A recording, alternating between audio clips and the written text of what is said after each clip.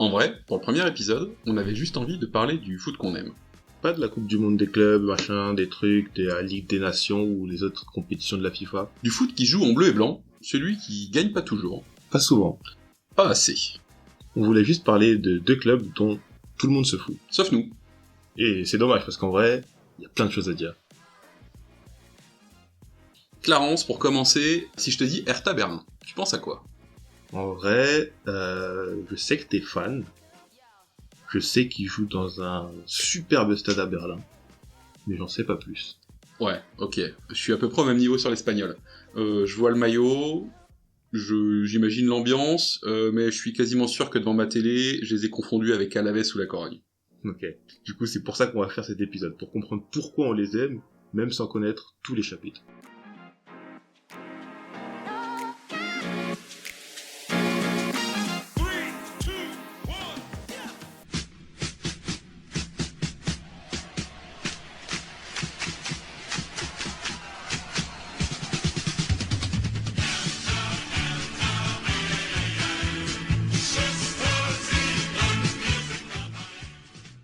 Pour te situer le Hertha en complet, et dans la langue de Jean-Charles Sabatier, c'est le Hertha Berliner Sportclub Eingetragener Verein. Et qu'est-ce que ça veut dire, s'il te plaît? Ça veut dire l'association sportive berlinoise enregistrée Hertha. Le nom, c'est un peu long, c'est super compliqué à dire, même pour des Allemands. Donc pour tout le monde, c'est devenu juste le Hertha BSC, ou BSC, ou Hertha, ou simplement la vieille dame. La vieille dame, c'est pas la Juve, la vieille dame? Il y a plein de vieilles dames, Clarence. Mais celle-là, de Berlin, elle est un petit peu plus vieille que l'italienne. Ok. Et je les ai appelés le Hertha. Le Hertha, c'est pas la marque de Knacky? Ça, ouais, on l'a tous entendu, et je vais profiter du podcast pour mettre les choses au clair. Le Hertha, c'est pas le jambon, c'est pas les saucisses. Ce Hertha-là, c'est juste un bateau à vapeur qui naviguait sur la rivière à Berlin. Les créateurs du club aimaient beaucoup ce bateau, et ils s'en sont inspirés pour créer le club, et pour choisir aussi les couleurs du drapeau du bateau. Ok. Bah, ça a rien à voir avec l'espagnol. Ah bah, maintenant je suis curieux.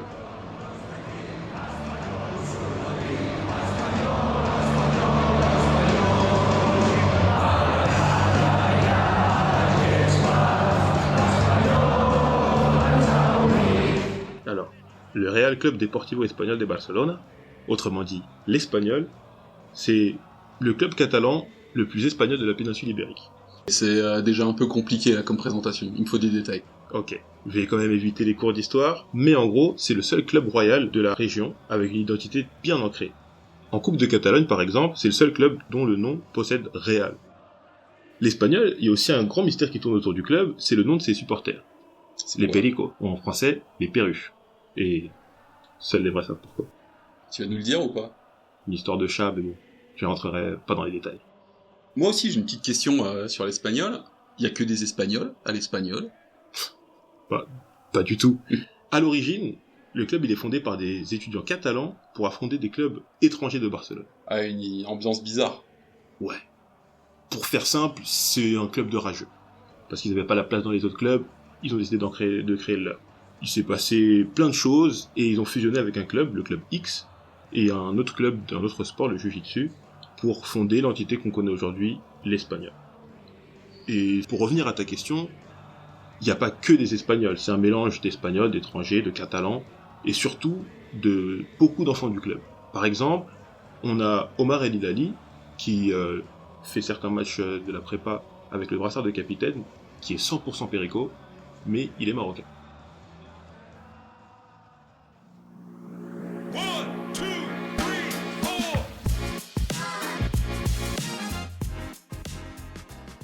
L'espagnol, ça donne quoi historiquement les résultats? Alors, c'est un club quand même assez historique au niveau de la Liga.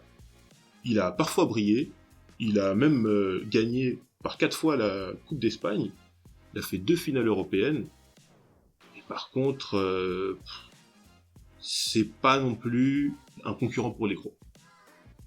Pour situer, ces dernières années, entre 2020 et 2025, c'est 2 saisons en deuxième division, et cette saison un maintien in extremis à la dernière journée. Ouais, mais c'est quand même un nom qu'on a l'habitude d'entendre en Liga. C'est ça. L'espagnol, ça parle à tous les fans de football. Après, les couleurs, comme tu as dit tout à l'heure, c'est des couleurs qui sont quand même reconnaissables, le blanc et le bleu, et on les a déjà vus jouer en Europe. Maintenant, c'est toujours difficile de savoir, est-ce que cette année ils sont en Ligue 1, est-ce qu'ils sont en Ligue 2? On connaît le nom, mais on n'en sait pas plus sur le club. Ouais, je vois. Côté Hertha, c'est un peu différent. Les non-suiveurs de Bundesliga, et ils sont nombreux, je pense qu'ils savent même pas que le club n'est plus en Bundesliga. C'est fort possible. Mais du coup, qu'est-ce qui est différent? Le Hertha, historiquement, c'est des montagnes russes. C'est des victoires assez importantes dès les années 30, avec des titres. Et après, beaucoup de chutes, beaucoup de relégations, aussi bien sportives que dues à des problèmes financiers, des problèmes de matchs truqués, des équipes qui sont rachetées par des fonds d'investissement et qui annoncent des grandes victoires, qui n'hésitent pas à prendre pour le 130e anniversaire le slogan « Le futur appartient à Berlin ». Et cette saison-là, on finira relégué, dernier et en faillite. Ok, et malgré tout ça, il y a toujours des gens qui les suivent. Ah ouais. Ça, y a pas de problème à Berlin. Le Hertha, ça attire du monde. C'est 53 000 personnes de moyenne l'an dernier. Pour situer, c'est le même nombre de supporters que Manchester City ou que Newcastle, qui sont des ambiances reconnues en Europe. Ici, c'est vraiment un truc de famille. Le samedi, toute la famille, les grands-parents, les parents, les enfants, tout le monde prend son maillot, son écharpe et va à Roland Castello. Corrige-moi si je me trompe. À Berlin, il y a l'Union, et c'est souvent vu comme le club du peuple. Est-ce que du coup le Hertha c'est un club de riches? Oui et non. Le Hertha a souvent eu plus d'argent que l'Union, c'est un fait, mais a souvent cru qu'il en avait beaucoup plus que l'Union, et c'est aussi un fait. C'est pour ça qu'il y a eu des relégations et des faillites. Le club appartient à une grande ville, le club est un grand club, mais les supporters, c'est pas un public de luxe. Pour parler un peu trivialement, c'est pas les supporters du PSG. Le supporter du Hertha, c'est un public avec des stickers partout collés dans la ville, c'est des tags dans les rues de Berlin, c'est des gens qui jouent dans les city-stades avec le maillot sur le dos. En vrai, peu importe le classement, peu importe s'il pleut, peu importe si on est au top de la Bundesliga ou en train de se maintenir en deuxième, le stade, il est rempli, tout simplement parce qu'ici, on n'aime pas rentrer à la maison. C'est ça le sens de la chanson qu'on est en train d'entendre, du chant dans la tribune, Nur nach Hause. C'est pas simplement un chant pour dire qu'on est là, ça signifie qu'on n'a pas besoin de trophées, qu'on n'a pas besoin d'être au top du classement, on veut juste pas rentrer à la maison, on veut être au stade, et chanter, et regarder le Hertha jouer, peut-être gagner.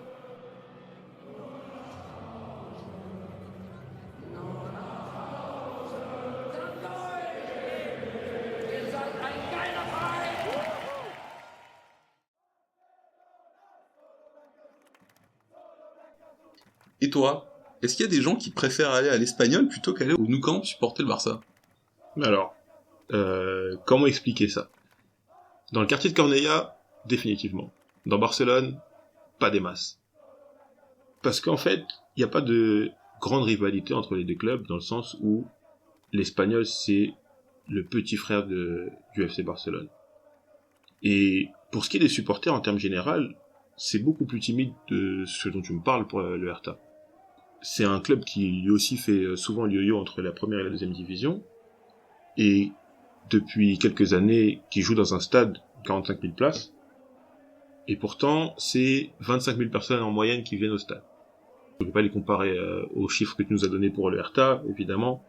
On va regarder plutôt en France, c'est à peu près la même moyenne de supporters que pour Toulouse. Et comme on le sait, Toulouse c'est une ville qui est plutôt rugby. Donc tu t'imagines bien que c'est pas vraiment la même ambiance. Et c'est marrant d'ailleurs, parce que Toulouse a une histoire avec l'Espagnol. La première entité de l'Espagnol, qui est née en 1900, a arrêté de jouer après une défaite 7-2 face aux Toulousains. Donc en gros, vous êtes exactement comme Toulouse. Vous vivez un peu dans l'ombre du grand club d'à côté. Bon, vous c'est le Barça, eux c'est le Stade Toulousain. Voilà. Au moins nous c'est dans le même sport.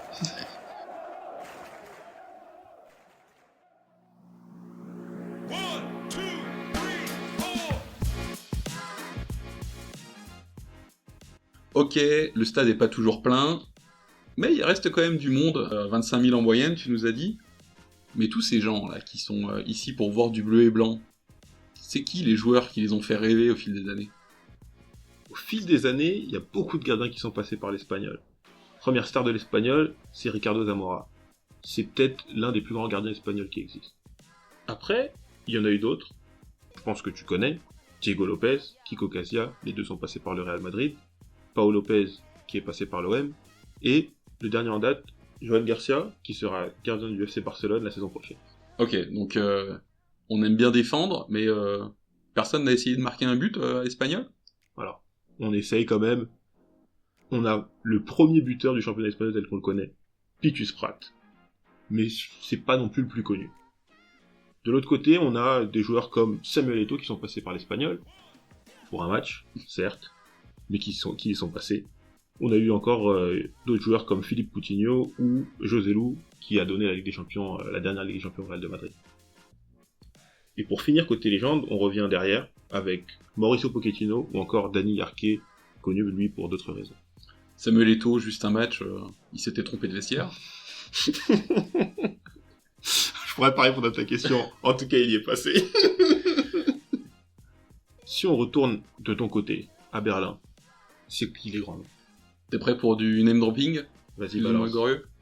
Je peux te balancer des noms, mais je pense que les noms des légendes allemandes, ça va sonner comme des joueurs inventés et personne va me croire. Donne-en au moins un, allez. Ok, je peux au moins citer Michael Preetz, le meilleur buteur de l'histoire du club. Et je vais en citer un deuxième, Pal Dardai, le capitaine, qui est encore lié au club, puisqu'il a été entraîneur, et maintenant ses fils jouent encore dans l'équipe. Si je dois citer des grands noms connus de tous, déjà il faut savoir que Berlin, c'est une ville immense, avec une population très cosmopolite, donc qui attire énormément de gens du monde entier, et ça mène aussi à avoir une très grosse académie. Donc le Hertha forme beaucoup de joueurs. Les plus connus, sans aucun doute, c'est les frères Boateng. Jérôme, côté allemand, Kevin Prince, côté ghanéen, les deux c'est Made in Hertha, et les deux ont porté le maillot du Hertha. Avant eux, t'as eu Arne Friedrich, qui est un peu moins connu, mais qui a été titulaire pendant une dizaine d'années avec l'équipe d'Allemagne, et qui était le latéral droit ou défenseur central. C'est notamment à cause de sa présence en sélection que Philippe Lahm jouait arrière-gauche, tout simplement parce que Friedrich était à droite et il était intouchable. Et si on revient de manière plus actuelle, est-ce qu'il y a des joueurs qui sortent encore du centre de formation? C'est encore plus obligé désormais, suite au dernier achat, aux petites faillites, il n'y a plus vraiment les moyens de faire venir des joueurs renommés, donc ça forme, et les deux derniers joyaux à être partis, c'est Ibrahim Maza, qui est parti à Leverkusen pour remplacer Florian Wirtz, et il y a Derrick Arendt, qui vient de signer à Fribourg. Donc les deux, ils seront titulaires en Bundesliga et en Coupe d'Europe l'année prochaine. Derrick Arendt, on attend qu'il arrive en sélection et qu'il confirme le potentiel. Ibrahim Maza, il est déjà international algérien et ça se passe très très bien pour lui. Sinon, si je dois continuer de balancer des noms de joueurs passés au Hertha, le plus connu, même pour les non-suiveurs de l'Allemagne, c'est un ovni, c'était Gabor Kirali, c'est le gardien hongrois qui gaulait avec son pantalon de survêt gris dégueulasse. Ouais, je crois que je l'ai déjà vu. Ouais, tout le monde l'a vu, personne sait que c'était au Hertha, mais ouais, il a fait une dizaine d'années ici. Et l'autre, ça c'est vraiment un petit coucou pour les supporters de l'OM, c'est Marcelinho. Il est passé 6 mois, je pense, à l'OM, sans laisser un grand souvenir. Au Hertha, c'est quasiment le joueur du siècle. C'est un petit Brésilien, meneur de jeu, les cheveux décolorés, des crampons orange ou jaune fluo, alors que tout le monde en portait des noirs à l'époque. Il envoyait des missiles pied gauche de 40 mètres, il se battait avec son entraîneur, il disparaissait pendant 2 semaines pour aller faire le carnaval. C'était élu meilleur joueur de Bundesliga aussi durant une année, c'est dire le niveau du mec. Pour nous, c'est une légende. Et après, pour continuer dans les noms connus, qui n'ont rien fait au Hertha, à part prendre peut-être beaucoup trop d'argent et nous mener en deuxième division, il y a eu Salomon Kalou, Christophe Piatek, Guendouzi, Lucas Touzard, Mateusz Cunha, Jovetic, Sami Khedira. Ah ouais, mais je savais même pas qu'ils étaient tous passés par là-bas, moi. Ouais, seul le comptable du Hertha s'en souvient, et ça fait un peu mal au cœur. J'imagine.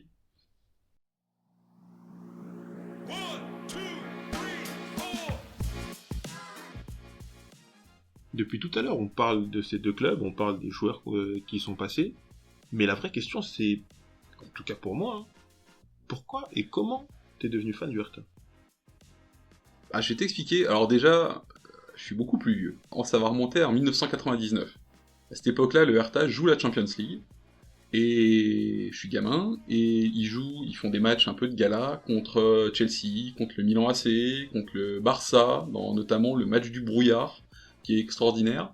Et donc j'ai 10 ans, je suis blond, je joue ailier droit, et à cette époque-là, au Hertha, je vois un gars qui me fait rêver. Il s'appelle Sebastian Deisler. Vielleicht kommt ja jetzt nochmal. Der Basti Fantasti Deisler. 25 Meter und der Ding ist drin, 82. Minute, der Ausgleich. Und dann springt er auf die große Bühne. Qu'est-ce que tu peux me le présenter, s'il te plaît?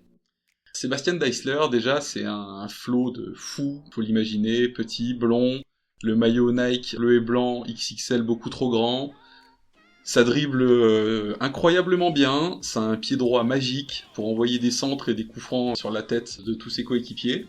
Malheureusement, ça s'est fini un peu moins bien qu'espéré. Il était censé être l'héritier du foot allemand. Il était censé devenir le meilleur joueur allemand de sa génération. Et en fait, c'était un peu Johan Gourcuff avant Johan Gourcuff. Il a fini de la même façon, blessé à multiples reprises, en dépression, et il a jamais pu revenir. Et après, une fois que j'ai découvert le Hertha avec Deisler et ses potes, d'autres joueurs deviennent attachants, comme Marcelinho avant, et ses cheveux décolorés. Puis finalement, en tant qu'ado, tu commences une carrière sur Football Manager et tu passes tes soirées à chercher comment faire jouer Pantelic et Voronin ensemble. Tu décides de refuser Toni Kroos parce que Arne Meyer, il peut faire tout aussi bien devant ta défense. Et tu commences à te convaincre que Derry Sherrant, il peut faire exactement ce que Thomas Müller a l'habitude de faire. Et là, quelques dizaines d'années plus tard, c'est foutu, t'es devenu fan du Hertha. Je comprends tout à fait. À côté de ça, tu m'as parlé du coup du match du brouillard, et je sais que tu me l'as déjà mentionné à plusieurs reprises. Qu'est-ce que c'est exactement? Alors pareil en allemand, c'est le Nebelspiel. Faut essayer d'imaginer, tu peux fermer les yeux et imaginer ce que ça donne. L'Olympiastadion, c'est un soir de novembre, Hertha-Barça en Champions League. Côté du Barça, il y a que des grands noms. Il y a Guardiola devant la défense, Figo, Luis Enrique, Kluivert. Côté du Hertha, que des joueurs que personne ne connaît à part moi. Le stade, il est plongé dans la brume. On voit rien. Aucune visibilité. Mais l'arbitre décide de jouer le match. Malgré les conditions, le match est joué. Du coup, comment ça se finit? Alors, selon les organisateurs, selon l'UEFA, ça se finit un partout. C'est la légende qui veut ça. Moi, je suis content parce qu'on n'a pas perdu. Mais on sait jamais. Même Kirali dit qu'il voyait pas l'autre but. Il y a des photos de certains buts marqués. Peut-être que les photographes en ont raté d'autres. C'est un souvenir incroyable et des photos formidables, qu'on ne verra plus désormais dans le foot de l'UEFA actuel.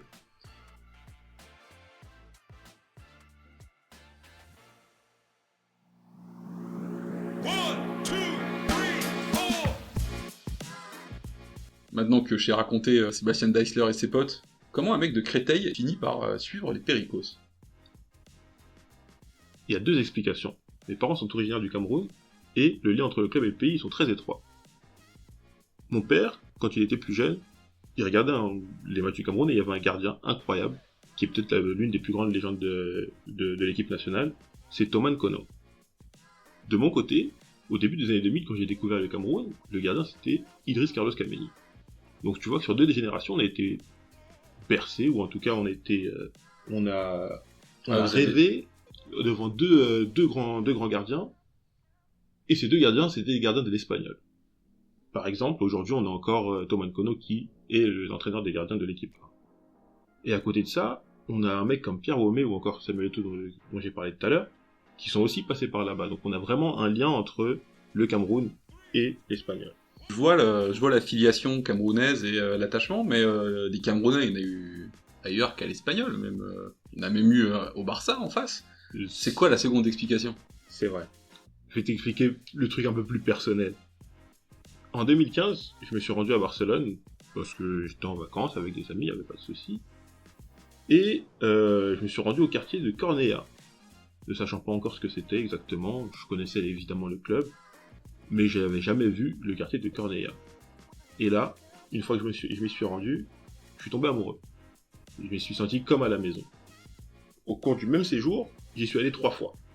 Donc t'imagines à quel point vraiment le sentiment est grandissant en moi. À côté de ça, évidemment, ce dont tu as parlé tout à l'heure, on a tous joué à FM, on a tous joué à FIFA. Il y avait un joueur, milieu de terrain espagnol, Christian Gomez, que j'aimais énormément. Et il jouait à l'espagnol, donc je suivais quand même le club. Et il y avait aussi Coutinho, qui est peut-être pour moi le joueur qui a eu la carrière jusqu'à un certain point, dont j'aurais rêvé, qui est passé 6 mois là-bas. Et ça a fait que, à partir de ce moment, je me suis dit, pourquoi ne pas les suivre? Et depuis, je les suis comme si mon frère y jouait. Je comprends un peu plus le lien personnel. Et en tout cas, moi avec Deisler, toi avec Coutinho, on s'est attaché à des joueurs qui étaient faits pour nous décevoir.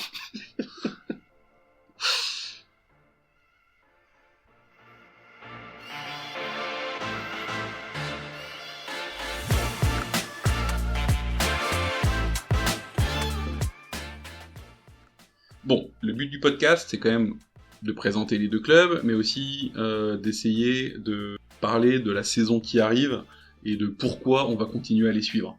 Alors, Clarence, pourquoi l'Espagnol, c'est à suivre la saison prochaine? Alors, pour parler de la saison prochaine, faut quand même revoir la saison qui vient de se terminer. Cette année, c'était le retour de l'Espagnol en première division, et ce que moi j'appelle la révélation de Joan Garcia. En soi, je le connaissais déjà, mais pour le grand public, on a vu que c'était un gardien incroyable. À côté de ça, ça nous a donné espoir, en voyant un début de saison qui était plutôt pas mal, mais il y a eu aussi la période des désillusions. Donc, on était dans le haut de tableau, à quelques points de jouer les places européennes, et on a fini par se maintenir à la dernière journée de la saison. Donc tu vois à peu près l'ambiance du club. Mais, très sincèrement, avec ce qui a été montré la saison dernière, je pense qu'on peut retrouver ce qu'on a vu dans le début des années 2000, ça veut dire des victoires en Coupe d'Europe, des campagnes européennes, et vraiment, moi j'y crois, même si la politique veut qu'on joue avec beaucoup de joueurs qui sont en prêt. Je pense sincèrement qu'avec les profils qu'on a, on peut atteindre l'Europe et voire même toucher une demi ou une finale de Coupe d'Europe. Ouais, beau projet. Et de ton côté, le Hertha, est-ce qu'on peut les revoir en Bundes? Alors, j'espère. Moi en tout cas, la saison prochaine, elle me donne envie d'y être déjà, parce que pour une fois, c'est calme au Hertha Berlin. J'en ai parlé tout à l'heure, on a l'habitude de faire n'importe quoi et de changer de projet tous les 6 mois, de coach, de dirigeant. Là, le coach a été gardé, on lui a donné les moyens de faire ce qu'il a envie de faire, donc de suivre son projet, de suivre son schéma tactique. Certains joueurs sont restés, pas tous, on est obligé d'en vendre, mais parmi les meilleurs joueurs, certains sont restés. Il n'y a pas trop de drama autour du club, étonnamment, et voire même... Tu m'aurais posé la question il y a quelques jours, je t'aurais dit que l'objectif c'était de se stabiliser en Bundesliga 2.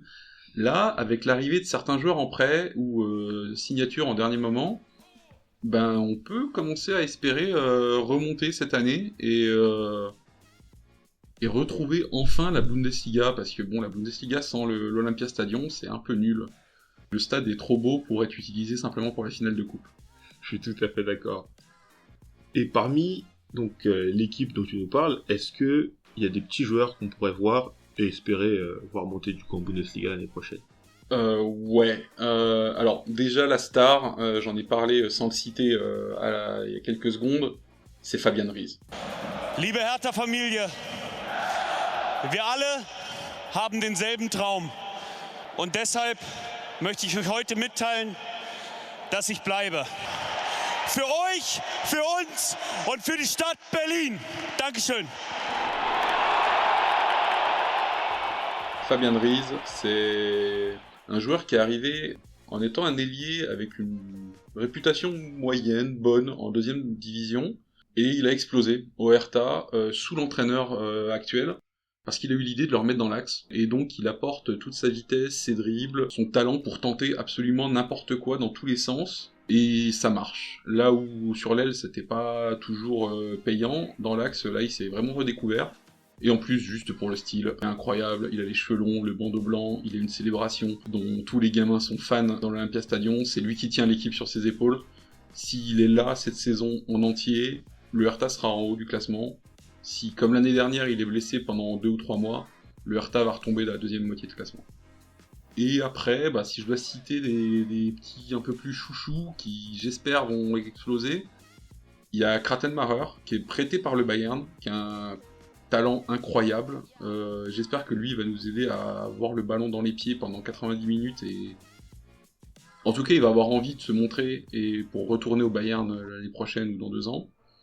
Il y a Mamou Zaloum, qui est le Camerounais sûr, formé au club, milieu défensif, qui est un pur Berliner, qui a tout qui est dans toutes les sélections nationales allemandes, de jeunes, capitaine, et qui, clairement, il faut en profiter maintenant, parce que d'ici quelques années, il sera à Dortmund ou Leipzig. Et sinon, Aïchvazi, qui vient de signer pro, qui est un milieu relayeur, incroyablement élégant, il me fait un peu penser à, toute proportion gardée, il est un peu entre Pastore et, je dirais peut-être Pellegrini de la Roma, un peu dans ce style-là, mais pas encore le talent. Et voilà. Je pense que toute cette liste-là, c'est des joueurs à regarder, et en tout cas, moi, je vais apprécier à regarder toute cette saison. Ça fait une belle liste. Et toi, côté Pericos, qui va vous amener en demi-finale de Coupe d'Espagne ? Alors, il y a un joueur qui, déjà, nous a maintenus, nous a fait monter, nous a pris le vestiaire entre ses bras, en fait, depuis qu'on est descendu il y a de ça 2 ans. C'est Javi Puado. Puado dentro del área, que recorte, que golazo, madre mía, gol, gol, gol, gol, gol, gol, gol, gol, gol de Puado, Puado, qué recorte tan maravilloso para después la picadita por encima de David Gil, el español que logra parte de su objetivo. C'est pour moi l'un des meilleurs joueurs déjà de la Liga. C'est un attaquant polyvalent qui peut jouer sur les côtés, dans l'axe. Il fait à peu près tout. Il vient de re-signer jusqu'en 2030. Il vient de prendre le brassard officiellement. C'est bon, c'est lui notre capitaine. Il me fait rêver. Ça faisait longtemps que j'avais pas eu ça en regardant un joueur de foot. J'ai des amis qui sont allés au stade et qui l'ont vu mettre un triplé. Pareil, ils les ont fait rêver. Donc c'est vraiment l'attaquant qu'on aime voir jouer. Il est rapide, comme j'ai dit tout à l'heure. Il finit, il sait marquer des buts, il est technique. Il a joué même avec les meilleurs en Espagne puisqu'il a été pris pour les Jeux Olympiques à l'époque en 2021 où il allait jusqu'en finale. Je pense qu'il va toucher la sélection dans pas très longtemps malgré la présence de Nico Williams ou de Lamine Yamal devant eux. Avec Javi Puado, je pense qu'ils ont la meilleure attaque qui existe. Ok, donc on a enfin trouvé un point commun entre les clubs parce que vu la description, c'est ton Fabian Ruiz. C'est clairement ça. C'est littéralement la star du club, le jeune qui a fait en sorte que l'Espagnol revienne à ce niveau-là. À côté de ça, il y a un joueur qui vient juste de signer, c'est Roberto Fernandez. Il a été prêté la saison dernière en moitié de saison par le Benfica. Il a réussi à nous mettre 5 buts en moins de 6 mois. Il a enchaîné avec l'Euro U21 où il a joué un petit peu moins, mais il a quand même réussi à marquer un but.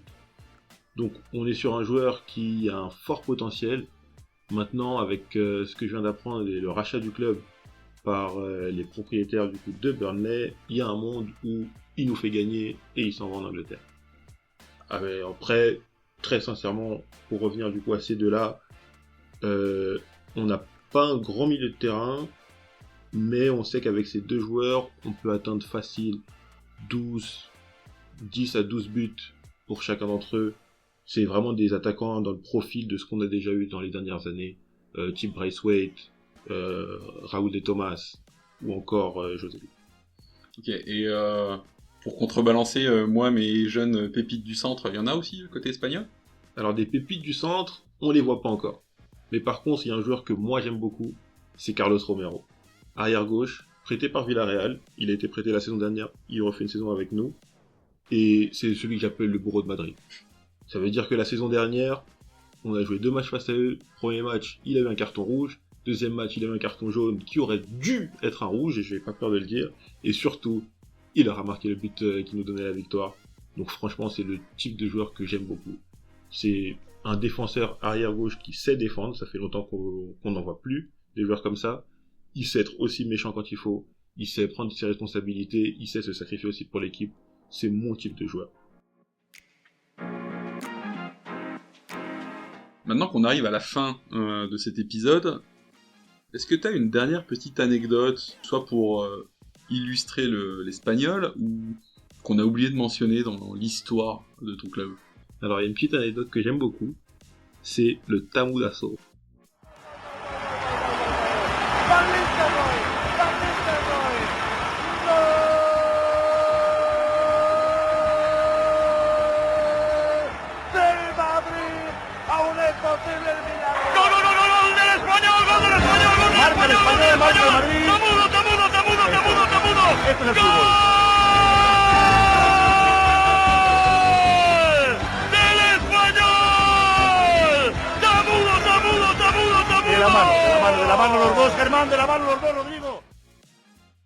C'est vraiment, pour moi, ce qui illustre bien l'Espagnol.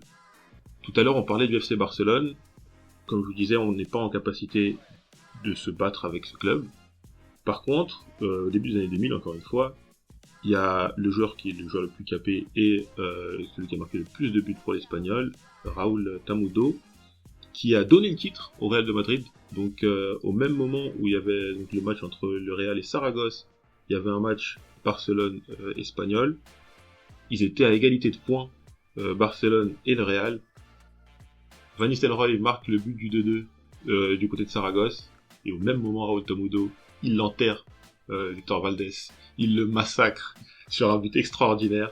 Et il donne la victoire en plein milieu du Camp Nou au Real de Madrid pour qu'il soit champion d'Espagne. Ah, c'est formidable comme anecdote, ça. Au moins, ok, il n'y a pas de titre pour l'Espagnol, mais au moins le titre ne restera pas à Barcelone. Exactement, on préfère qu'il aille à Madrid. Moi, côté Hertha, c'est quelque chose dont on n'a pas parlé, c'est un peu moins festif, quoique ça finit bien. Ça montre juste le lien entre cette ville et ce club. Je pense que tout le monde le sait, la ville de Berlin a été coupée pendant de nombreuses années en deux, et on n'y pense pas toujours, mais c'était pas super fun pour certains supporters. Il y a notamment l'histoire de Helmut Kolbfreich, qui était donc depuis sa tendre enfance supporter du Hertha, et malheureusement, quand le mur a été érigé, il s'est retrouvé du mauvais côté avec sa famille, et il était très triste, parce qu'il ne pouvait plus aller voir les matchs du Hertha. Courageux, ce Helmut, il s'amusait à se faufiler au plus proche du mur, puisque le mur était juste à côté de l'ancien stade du Hertha. Il s'amusait à se faufiler pour entendre les supporters chanter et pour deviner le score à chaque fois qu'il y avait un match qui se jouait à domicile. Ça a attiré le regard de la Stasi de l'époque, qui n'aimait pas trop qu'on s'approche du mur, surtout pour écouter ce qui se passait de l'autre côté.